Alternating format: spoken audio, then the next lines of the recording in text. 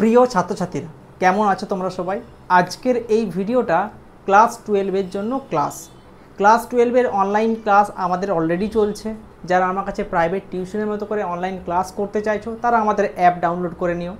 আজকের এই ভিডিওতে আলোচনা করব তোমাদের একটা গুরুত্বপূর্ণ টপিক, সেটা হচ্ছে ভারতের ভূগোল থেকে মিনারেল রিসোর্স অর্থাৎ খনিজ সম্পদ থেকে যে টপিকটা রয়েছে সেখানে বেশ কিছু খনিজ সম্পদ সম্পর্কে পড়তে হবে, যেমন লোহা আকরিক, ম্যাঙ্গানিজ, বক্সাইট, তামা, অভ্র, এই সমস্তগুলো ডিটেলসে পড়তে হবে।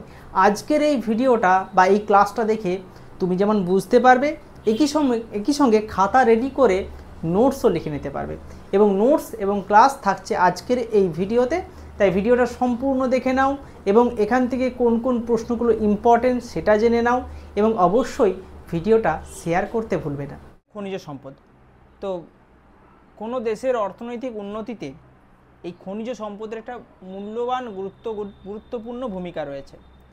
খনিজ দ্রব্যের ওপর ভিত্তি করেই কোনো দেশের শিল্প, অর্থনীতি এগুলো গড়ে ওঠে। ঠিক আছে, কাজেই খনিজের গুরুত্ব খুবই রয়েছে। তাহলে তোমাদের সিলেবাস অনুযায়ী যে যে বিষয়গুলো আলোচনা করতে হবে সিলেবাসে লেখা আছে, সেটা হচ্ছে iron ore, manganese, bauxite, copper, মাইকা।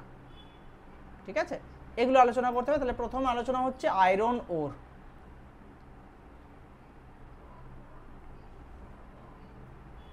মানে হচ্ছে কি, লৌহ আকরিক।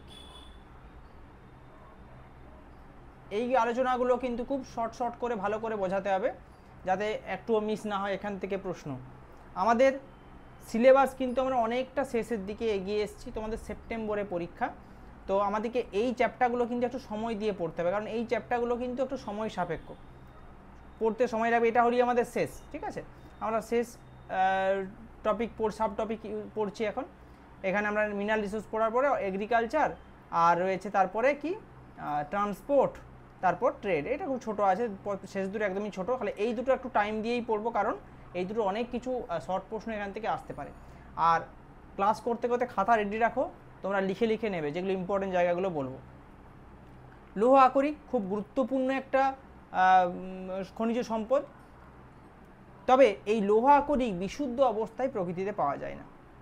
এটাকে বিশুদ্ধ লোহার কখনোই প্রকৃতিতে পাওয়া যায় না, আকরিক রূপে থাকে এটা। তারপর সেটাকে আমরা বিভিন্নভাবে কাজে লাগাই। প্রথমেই শ্রেণীবিভাগটা খুব ইম্পর্টেন্ট। কী কী শ্রেণীবিভাগ? ম্যাগনেটাইট, হেমাটাইট,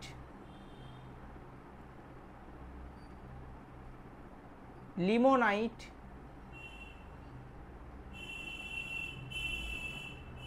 সিডেরাইট,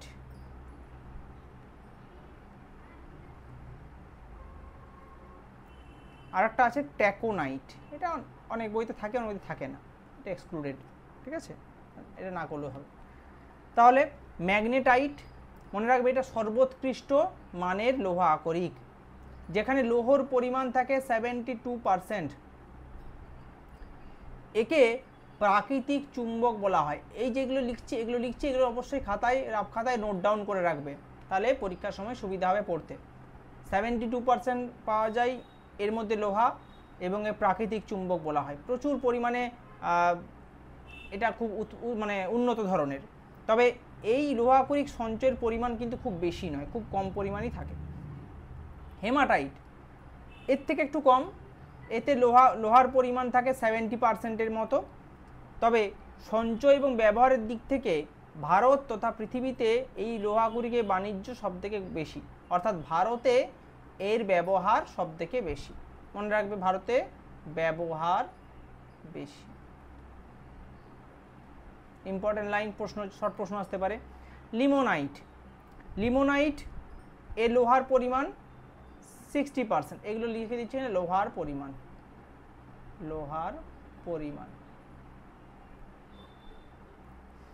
60% লোহার পরিমাণ। তবে এর একটা বর্ণ থাকে, এটার বর্ণ হচ্ছে হলদে বাদামি রঙের, হলদে বাদামি।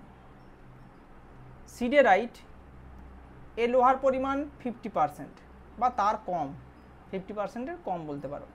এটার রং হচ্ছে ধূসর বাদামি। তবে ট্যাকোনাইট এটা হচ্ছে নিকৃষ্ট মানের, এতে পরিমাণ হচ্ছে ওই 25% মতো, ঠিক আছে। তবে আমেরিকা যুক্তরাষ্ট্রের সঞ্চয় বেশি আবার এটা ট্যাকোনাইটে, আমেরিকা যুক্তরাষ্ট্রে সঞ্চয় বেশি। তাহলে লোহার ব্যবহার কি কি জায়গায়, এটা নিশ্চয়ই আর তোমাদেরকে বলতে হবে না লোহা কোন কোন জায়গায় ব্যবহার করি, সবাই জানো, তাও আমি একবার করে মুখে বলে দিচ্ছি। পরিবহন ক্ষেত্রে ব্যবহার করছি, রেলপথ, জাহাজ, পরিবহন যান যেগুলো মনে করো রেলগাড়ি, মোটর গাড়ি, ট্রাক, ইঞ্জিন সমস্ত কিছু। কৃষিক্ষেত্রে ব্যবহার রয়েছে, যন্ত্রপাতি, ট্রাক্টর লোহা দিয়ে তৈরি হচ্ছে। খনি ক্ষেত্রে ব্যবহার, গৃহ নির্মাণে, বিভিন্ন আসবাবপত্র তৈরিতে, শিল্পক্ষেত্রে, বিভিন্ন প্রতিরক্ষা সরঞ্জামে, এই সমস্ত কিছুতে লোহা ব্যবহার করা হয়। তাই এই লোহা ইস্পাতকে বলা হয় সকল শিল্পের মূল শিল্প, সকল শিল্পের মূল শিল্প, এটা বলা হয় লোহা আকরিককে। এটা মনে রাখতে হবে, শর্ট প্রশ্ন আসতে পারে। লোহা আকরিককে বা লৌহ ইস্পাতকে বলা হয় সকল শিল্পের মূল শিল্প। হয়ে গেল। ভারতে লৌহ আকরিকের উত্তোলন এবং সঞ্চয়, এই জিনিসটা কিন্তু মনে রাখতে হবে। ভারতে এর সঞ্চয় কেমন বা উৎপাদন কেমন, এটাই তো আসল বিষয়, কারণ এটা আমরা ভারতের ভূগোল পড়ছি। তো পৃথিবীর অধিকাংশই শিলায় লোহার ভাগ থাকলেও এই তো অল্প পরিমাণ মানে নিষ্কাশন করা যায় আর কি। তো মনে রাখবে লৌহ আকরিক উত্তোলনে বর্তমানে 2023 সাল অনুযায়ী ভারতের স্থান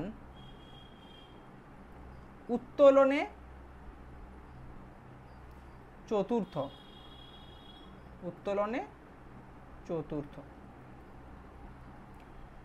উত্তোলনের পরিমাণ হতে পারে 25 কোটি মেট্রিক টন। তবে সঞ্চয়ে কিন্তু বেশ সমৃদ্ধ, ঠিক আছে। তবে ভারতের কি ধরনের পাওয়া যায়, ভারতে হচ্ছে হেমাটাইট, সঞ্চয়টা মনে রাখার দরকার নেই, হেমাটাইট বেশি পাওয়া যায়। কোন কোন জায়গায় পাওয়া যায়, ভারতের উপদ্বীপীয় উচ্চভূমি মালভূমি অঞ্চলে পাওয়া যায়। কি কোন কোন রাজ্যগুলো মনে রাখতে হবে, রাজ্যের মধ্যে রয়েছে ওড়িশা, ছত্তিশগড়, কর্ণাটক, ঝাড়খণ্ড, মধ্যপ্রদেশ, গোয়া ইত্যাদি, ঠিক আছে। তবে কিছু কিছু খনির নাম মনে রাখবে, যেমন ভারতের সবথেকে প্রথম স্থান হচ্ছে ওড়িশার র্যাঙ্ক ফার্স্ট, সেকেন্ড হচ্ছে ছত্তিশগড়, এর র্যাঙ্ক সেকেন্ড, তৃতীয় হচ্ছে কর্ণাটক, এর র্যাঙ্ক থার্ড, তিনটে মনে রাখলে হবে, ফার্স্ট সেকেন্ড থার্ড। 4 হচ্ছে ঝাড়খণ্ড। ওড়িশার কিছু উত্তোলক অঞ্চল মনে রাখতে হবে, ওড়িশার যেমন গুরু মহিষানি এটা উত্তোলক অঞ্চল, বাদাম পাহাড় এটা উত্তোলক অঞ্চল, তারপর তোমার বোনাই এটা উত্তোলক অঞ্চল। ছত্তিশগড়ে যেমন ডাল্লি রাজহারা, এই নামগুলো কিন্তু মুখস্থ করতে হবে, বাইলা ডিলা। কর্ণাটকের তেমনি ইম্পর্টেন্ট হচ্ছে কুদ্রেমুখ, চিত্রদুর্গ, সান্দুর, এগুলো মনে রাখতে হবে, ঠিক আছে। তাহলে প্রথম তিনজন স্থান যেটা উত্তোলন করেছে সেগুলো ভালো করে মনে রাখবে। তাহলে আমরা যে সমস্ত জিনিসগুলো পড়লাম এখান থেকে লোহা আকরিক সম্পর্কে, এই জিনিসগুলো একবার করে তোমাদেরকে রিমাইন্ডার করে নিতে হবে। এরপর হচ্ছে ম্যাঙ্গানিজ একটি মূল্যবান লৌহ সংকর ধাতব খনিজ। ম্যাঙ্গানিজ বিশেষ করে দুভাগে ভাগ করা যায় ম্যাঙ্গানিজকে। এক নম্বর হচ্ছে পাইরোলুসাইট, পাইরোলুসাইট। 2 নম্বর হচ্ছে এই সংকেত হচ্ছে MnO2। আর একটা হচ্ছে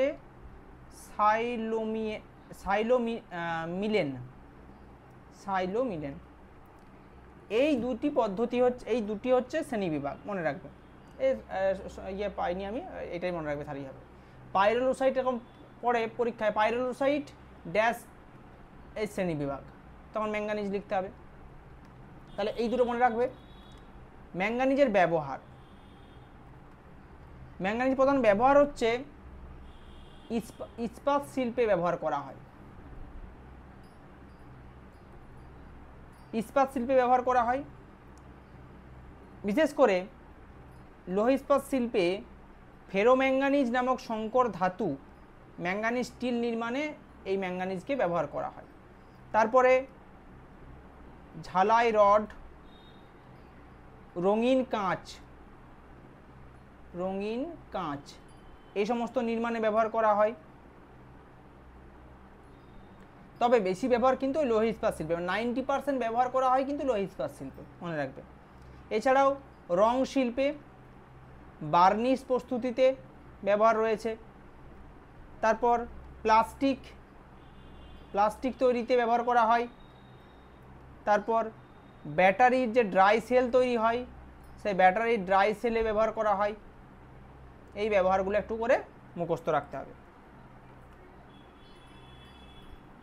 তারপর ভারতের উত্তোলন এবার আসছি। 2021 সালে ডেটা অনুযায়ী ভারত বিশ্বে 4র্থ স্থান অধিকার করে ম্যাঙ্গানিজ উত্তোলনে। ম্যাঙ্গানিজ সাধারণত ভারতে ইলেকট্রোলাইটিক পদ্ধতিতে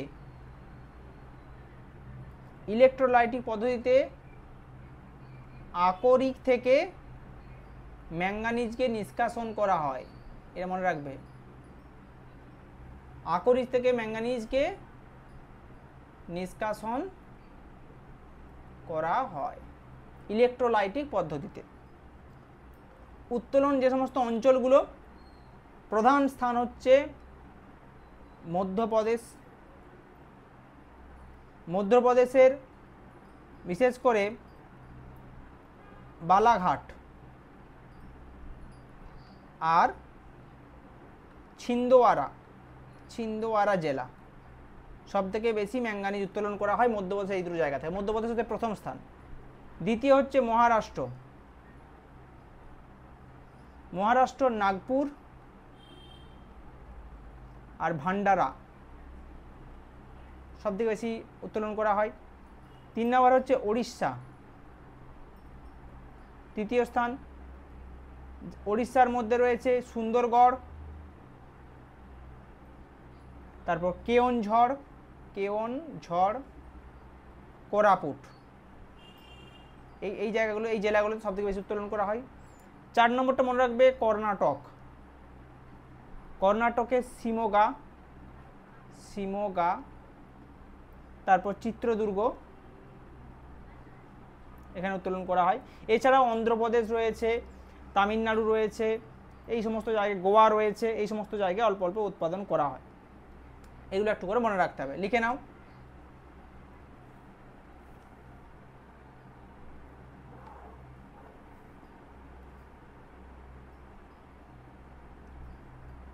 বক্সাইট, তো বক্সাইটকে দুটি ভাগে ভাগ করা যায়। 1 নম্বর হচ্ছে গিবসাইট, 2 নম্বর হচ্ছে ডায়াস্পোর। বক্সাইটের ব্যবহার বলে দিচ্ছে, একটু মনে রাখবে। অ্যালুমিনিয়াম তাপ ও বিদ্যুতের সুপরিবাহী, কাজেই এই তামার অভাবে বিদ্যুৎ শিল্প অ্যালুমিনিয়াম ব্যবহার দ্বারা মেটানো হয়, তাহলে অ্যালুমিনিয়াম কাজে লাগছে। তারপর বিমানপথ নির্মাণে ব্যবহার করা হয়। তারপর মোটর গাড়ি, রেলগাড়ি, এই সমস্ত জায়গাতে ব্যবহার রয়েছে পূর্ত শিল্পে, পূর্ত শিল্পের ব্যবহার রয়েছে, এটা ইম্পর্টেন্ট, পূর্ত শিল্পে এর ব্যবহার রয়েছে। এছাড়াও গৃহের আসবাবপত্র, বাড়িঘরের যে আসবাবপত্র, তারপর বাসনপত্র, সেগুলোতে কিন্তু ব্যবহার রয়েছে, এগুলো পড়ে রাখবে। তারপর রয়েছে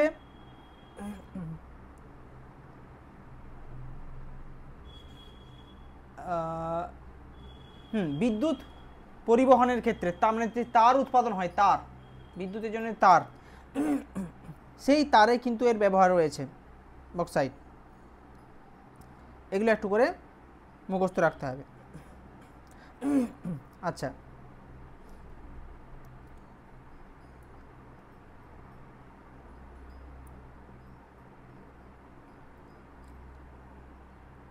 এবার রয়েছে অঞ্চল সমূহ, ভারতের কোন কোন অঞ্চলে পাওয়া যায়। দেখো, ভারতের যে সমস্ত অঞ্চলে পাওয়া যায়, বিশ্বে ভারতের স্থান হচ্ছে 6ষ্ঠতম স্থান ভারতে 2020-21 ডাটা অনুযায়ী, 6 নম্বর স্থান বক্সাইট উত্তোলনে পৃথিবীতে। তবে প্রধান প্রধান রাজ্যগুলো কি কি? ওড়িশা, তারপর রয়েছে গুজরাট,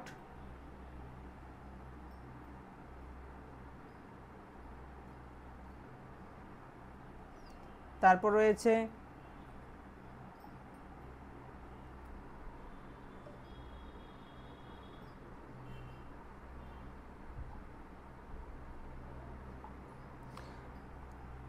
আছে ঝাড়খণ্ড,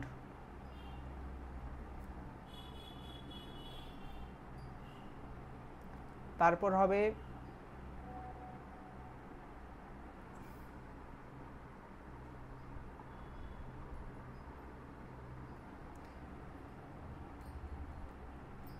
মহারাষ্ট্র, হলো ছত্তিশগড়, এগুলো। ওড়িশা প্রথম স্থান, ওড়িশার কোন কোন জায়গা? কালাহান্ডি, তারপর কোরাপুট। গুজরাট দ্বিতীয় স্থান, গুজরাটের জামনগর, তারপর কচ্ছ জেলা। ঝাড়খণ্ডে রয়েছে পালামু, তারপর রয়েছে রাঁচি জেলা। এছাড়াও মহারাষ্ট্র, একটু মনে রাখবে তাহলেই হবে। তাহলে এখানে লিখি কোপার।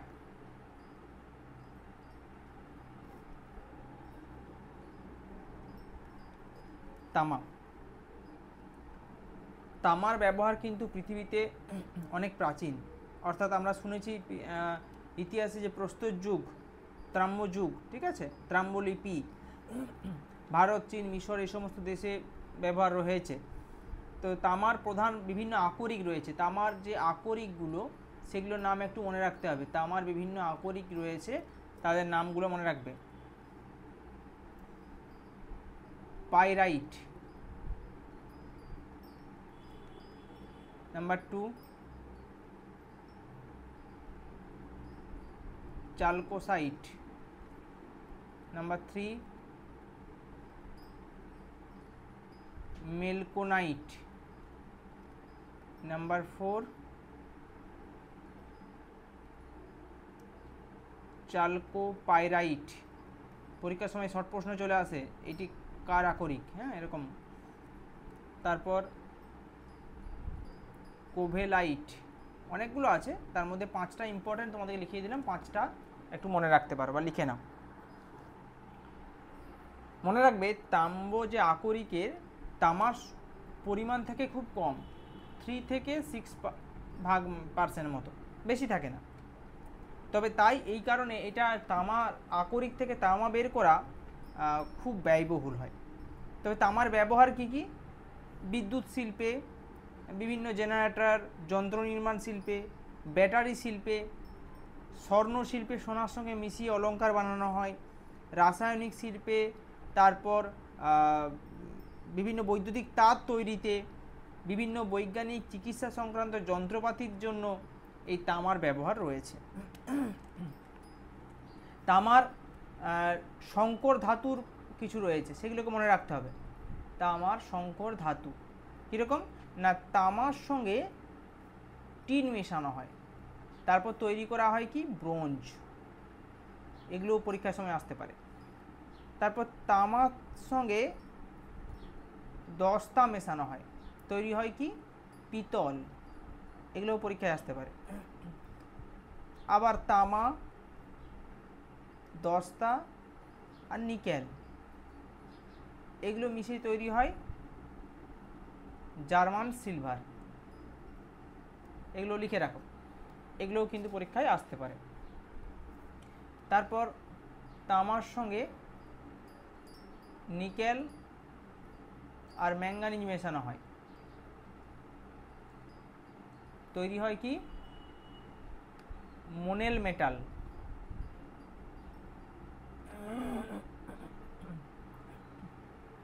তামার সঙ্গে টিন মেশানো হয়, তৈরি হয় বেল মেটাল। আচ্ছা, এগুলো একটু মনে রাখতে হবে। নেক্সট হচ্ছে উত্তোলক অঞ্চল। ভারতের ক্ষেত্রে বলে রাখি, ভারত কিন্তু তাম্র উৎপাদনে সেরকম সমৃদ্ধ নয়। ভারতের বেশ কয়েকটি মাত্র তাম্র খনি রয়েছে, যার মধ্যে বেশিরভাগটাই রয়েছে মধ্যপ্রদেশে। মধ্যপ্রদেশের ইম্পর্টেন্ট হচ্ছে মালঞ্চ খণ্ড। তারপর রাজস্থানে পাওয়া যায়, রাজস্থানের হচ্ছে ক্ষেত্রী। আচ্ছা, তারপর পাওয়া যায় ঝাড়খণ্ডে, ঝাড়খণ্ডে মেসাবনি, রাকা এই জায়গায়।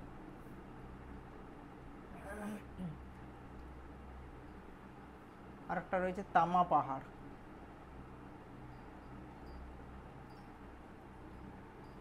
ভারতের তামার সঞ্চয় খুব একটা বেশি নেই, প্রায় 103 কোটি মেট্রিক টনের মতো রয়েছে।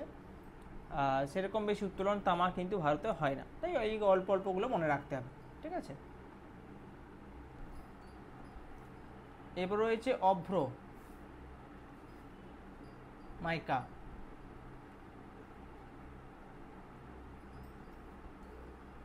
অভ্র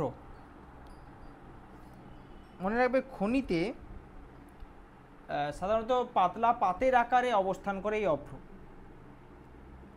দু ধরনের অভ্র হয়, এক ধরনের অভ্র হচ্ছে যেটাকে মাস্কোভাইট বলা হয়, মাস্কোভাইট, যেটার নাম হচ্ছে শ্বেত অভ্র, শ্বেত মানে সাদা, শ্বেত অভ্র। আর একটা হচ্ছে বায়োটাইট, এটা হচ্ছে কৃষ্ণ অভ্র, ওটা কালো। এই দু ধরনের অভ্র পাওয়া যায়, ঠিক আছে।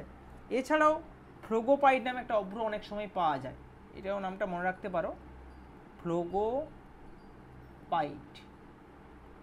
এই অভ্রটা অনেক সময় পাওয়া যায়। অভ্রের ব্যবহার কি কি শুনে নাও। বিদ্যুৎ শিল্প, আণবিক শক্তি, তারপর আলোর চিমনি, টেলিভিশন, তারপর তোমার বিভিন্ন অগ্নি প্রতিরোধক যে নির্মাণ বা বিভিন্ন অলঙ্করণ, বেতার গ্রাহক যন্ত্র, ঠিক আছে, আণবিক শক্তি বিকিরণের ক্ষেত্রে এই সমস্ত জায়গায় অভ্রকে ব্যবহার করা হয়। ভারতের অভ্র উত্তোলন, ভারতের অভ্র উত্তোলন কিন্তু বেশ সেরকম কিছু নয়। এক সময় খুব ভালো ছিল অভ্র, কিন্তু বর্তমানে অনেকটাই কমে গেছে। অভ্র উৎপাদনে ভারতের প্রথম রাজ্য হচ্ছে বর্তমানে অন্ধ্রপ্রদেশ। অন্ধ্রপ্রদেশের নেল্লোর জেলাতে বেশ কিছু উত্তোলন এখনো হয়, নেল্লোর, ঠিক আছে। এছাড়াও রাজস্থানে উত্তোলন করা হয়, রাজস্থানে যেমন জয়পুর, উদয়পুর, এই সমস্ত জেলাতে অভ্র পাওয়া যায়। তারপর ঝাড়খণ্ড রয়েছে, ঝাড়খণ্ডের মনে করো কোডারমা, তারপর তোমার তিসারি, এখানে অভ্র খনি রয়েছে। তবে এক সময় ঝাড়খণ্ডে কিন্তু উচ্চমানের অভ্র পাওয়া যেত, এখন অনেকটাই শেষ হয়ে গেছে। এছাড়াও ভারতের বিহার, তারপর তোমার এই সমস্ত জায়গায় মোটামুটি পাওয়া যায়, এমন কিছু বেশি পাওয়া যায় না। তো এই তিনটে নাম মনে রাখবে এবং তিনটে কোন কোন জায়গায় পাওয়া যায় এগুলো একটু মনে রাখবে। এটা একটা অধাতব খনিজ, অভ্র সবসময় হচ্ছে অধাতব খনিজ, ঠিক আছে? তাহলে এইগুলো একটু করে মনে রাখতে হবে, ঠিক আছে? তাহলে আমাদের মিনারেলটা কমপ্লিট।